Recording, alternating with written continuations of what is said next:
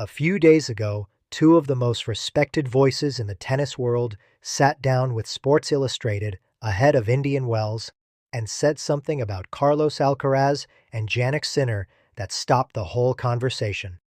Sam Querrey, a former world number 11 and 10-time ATP champion who spent his entire professional career watching the Big Three dominate every tournament he entered, told the interviewer that the gap Alcaraz and Sinner have created between themselves and the rest of the field is the biggest gap we have ever seen in professional tennis.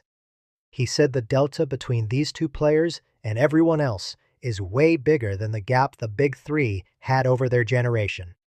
And Brad Gilbert, who has coached Andre Agassi and Andy Murray and has been analyzing professional tennis at the highest level for 4 decades, agreed and added his own layer to it by saying the ranking structure right now goes 1 and 2, then there is a significant distance to 3, and then an enormous drop-off between 3 and the rest of the top 10. Those aren't random opinions from people looking for a headline. These are former tennis players and experts who have been inside the sport at its highest level for their entire adult lives.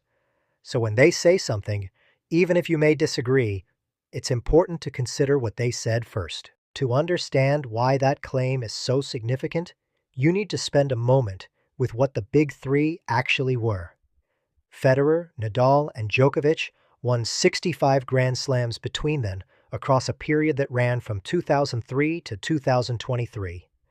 20 years of combined dominance that produced the most statistically concentrated run of major titles in the history of the sport.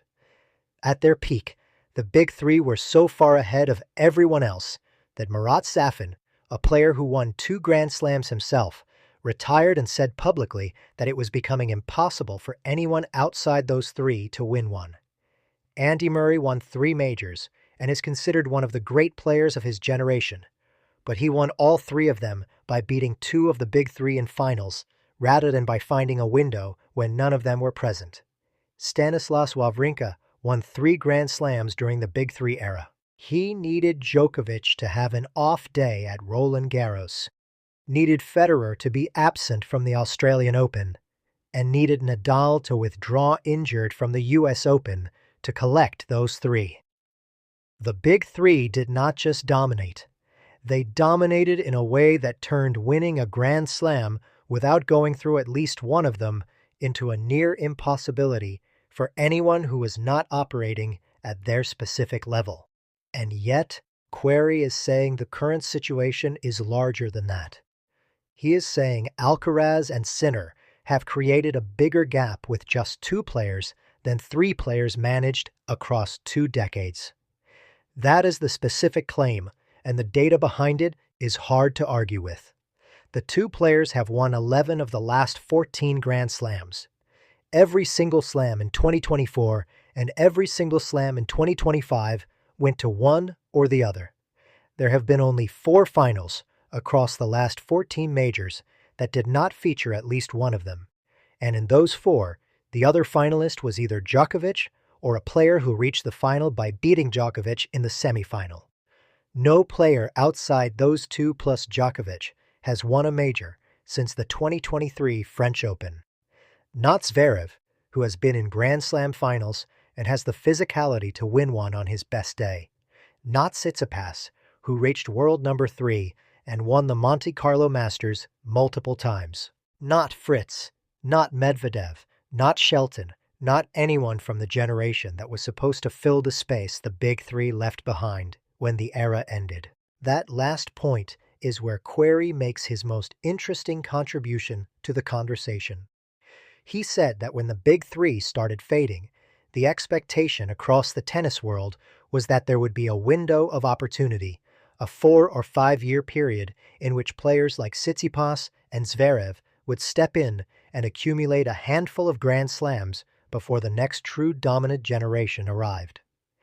That expectation was reasonable, and it was based on a pattern that had repeated itself throughout the history of the Open era. When Sampras and Agassi and the dominant players of the 90s started declining, exactly that kind of window opened before Federer arrived and closed it. When Federer and Nadal first faced each other in Grand Slam finals, there was a moment where it looked like the window would stay wide enough for someone else to step through. But the assumption was always that eventually the window comes, the transitional players collect their share, and then the next great player emerges to close it again. Instead, two 20-year-olds walk straight from the junior circuit into the top of the game, without pausing for the transitional period that everyone was expecting. Alcaraz won his first Grand Slam at the 2022 U.S. Open when he was 19 years old, before Federer had retired and before Nadal had played his last match.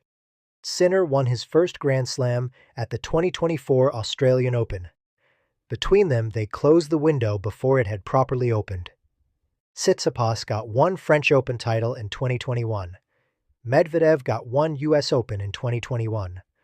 Zverev reached two Grand Slam finals but has not won one. And then Alcaraz and Sinner arrived, and the arithmetic simply stopped working for everyone else. Querrey, who was among the group that expected the window to open, said everyone was very shocked that right away two guys at 20 years old just started dominating.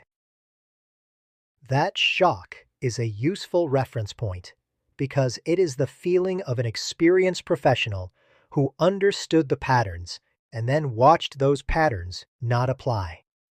The patterns not applying is the most honest description of what is currently happening in men's tennis. The ranking gap that Brad Gilbert described is the most concrete expression of what that dominance looks like right now. At the end of the 2025 season, the points gap between Sinner in second place and Zverev in third was 6,340 points, more than double what Zverev held. Coming into Indian Wells in 2026, Alcaraz holds over 13,000 points at the top of the rankings, and the gap between him and Sinner continues to grow after his 12-0 start to the season. The gap between Sinner and the next player is itself enormous. The gap between that next player and the rest of the top 10 is where Gilbert said the real cliff edge is. In practical terms, this means there are two players competing at one level, and everyone else competing at a level that is measurably, statistically, and visually different when you watch the matches. The reason that gap exists is not difficult to identify once you look at how both players have developed and what they have built over the last 3 years. Alcaraz has spent that time constructing a game that genuinely has no obvious limitation. He can hit flat, he can hit heavy topspin, he can slice, he can come forward and volley, he can drop shot from anywhere on the court. He has one of the most powerful serves on the current tour and one of the most creative return games. His forehand produces more outright winners against top 10 players than almost any other shot in the men's game right now. His backhand, which was considered the relative weakness in his earlier seasons, has become a weapon he uses to redirect pace and create angles that opponents cannot respond to. His footwork, which was always elite, has been supplemented by a specific development in his mid-match tactical intelligence that Boris Becker identified in Madrid at the Laureus nominations earlier this month. Becker said Alcaraz understands much better now what he needs to do to win. The game was always there. The understanding is what has produced the 12-0 start to 2026 and the career Grand Slam at 22.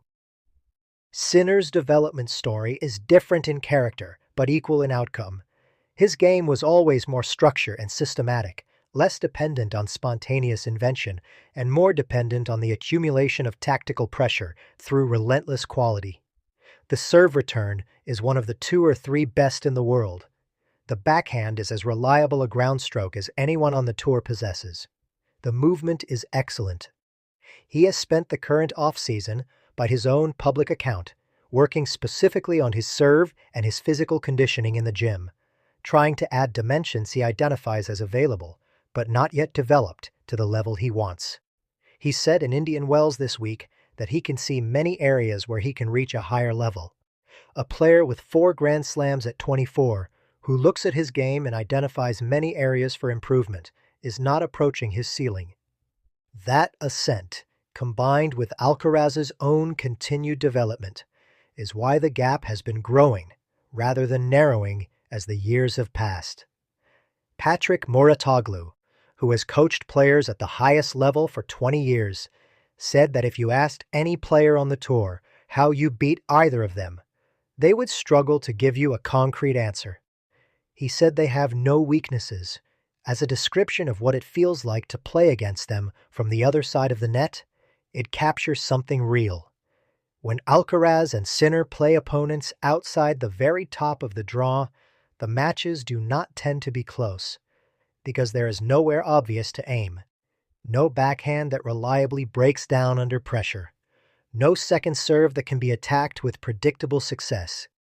No movement limitation that can be exploited by hitting wide. The completeness of both games is the quality that makes the gap so structurally difficult for the rest of the field to close.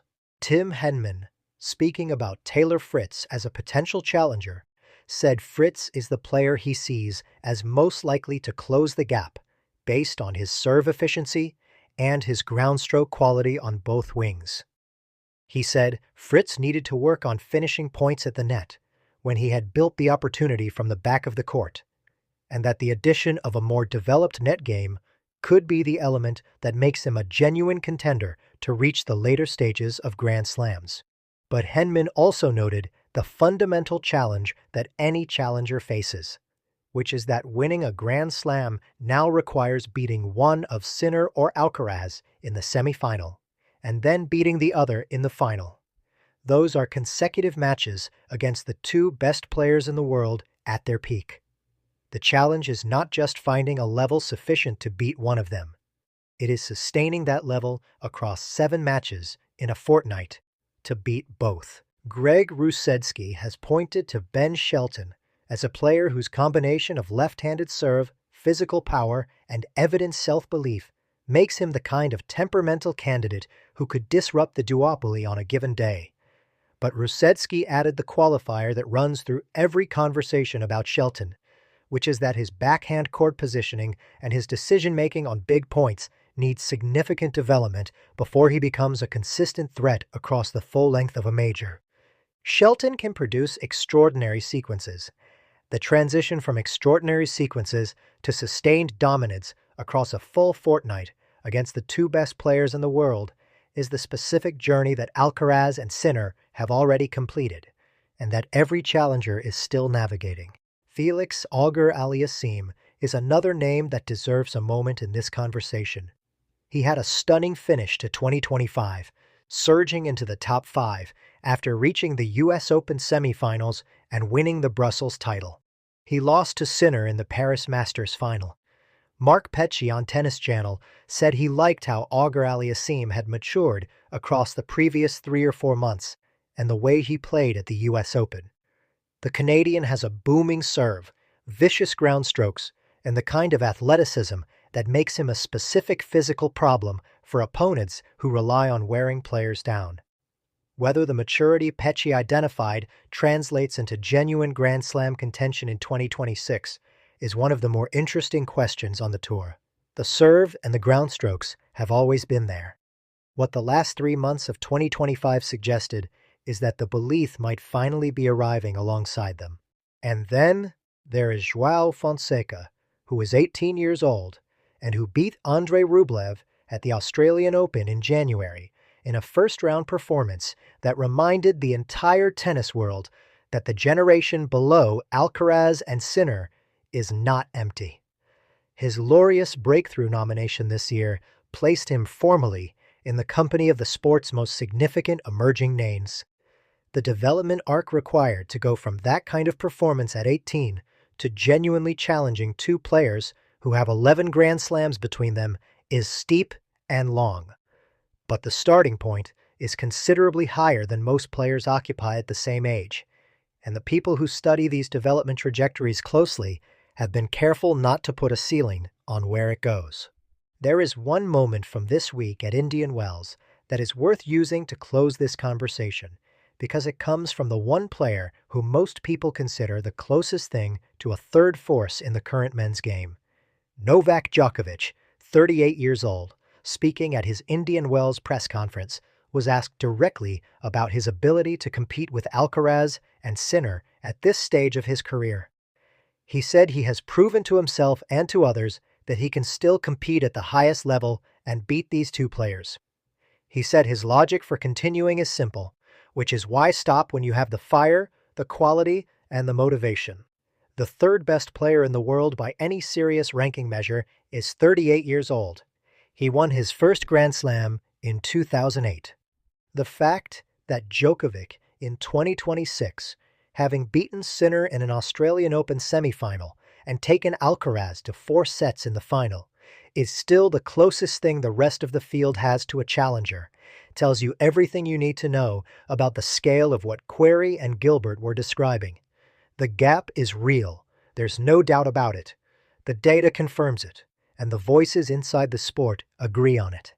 What nobody can yet tell you is when it closes, who closes it, or whether the generation currently waiting in the wings develops fast enough to interrupt what Alcaraz and Sinner are building before they have built it completely.